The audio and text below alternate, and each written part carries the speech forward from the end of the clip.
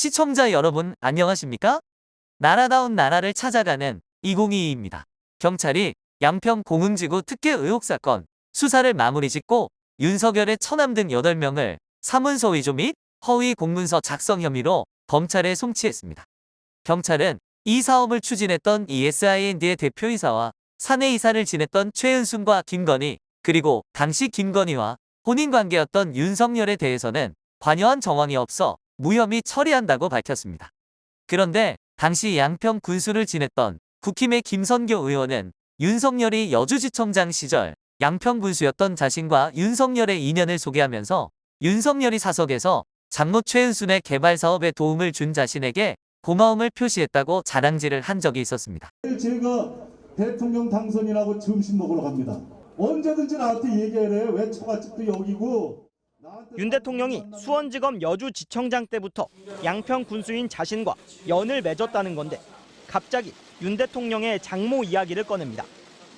옛날에 인연도 있지만 지청장 때 인연도 있지만 장모님 때문에 김성교가 고생한다는 걸 너무나 잘 알아요. 너무나. 이어 윤 대통령이 자신에게 늘 미안해한다며 그 이유를 이렇게 말했습니다. 나하고 단둘이 있을 때는 야 김영, 나하고 60년생이니까 야 김영, 당신만 보면 미안해. 그게 알잖아요. 허가 이렇게 잘 내주고. 김선교가 윤석열과의 친분을 자랑하다 자신이 특혜를 준 몸통이라고 자백을 한 셈입니다. 공흥지구 개발 사업은 2011년부터 2016년 사이에 진행되었던 사업인데요. 그 시기에 윤석열은 양평군까지 관장하는 여주지청장을 지냈습니다.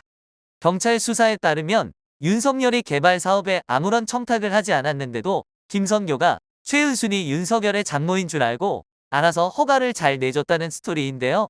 그때만 해도 김건희가 세상에 알려지기 전이라 윤석열이 밝히기 전에는 최은순이 윤석열의 장모라는 사실을 김선교가 알 가능성이 거의 없습니다. 지자체장이 할 일이 없어 개발 사업의 친인척 관계를 조사했겠습니까?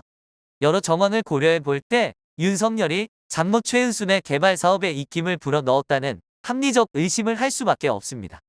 민주당은 경찰의 수사에 의혹만 제기할 게 아니라 특혜 의혹에 관여한 혐의로 윤석열, 김건희, 최은순 등을 고발 조치하며 적극적으로 대응해야 합니다. 검찰은 유죄의 목적보다는 망신을 줄 목적으로 압수수색과 영장 청구, 기소 등을 밥 먹듯이 하고 있습니다.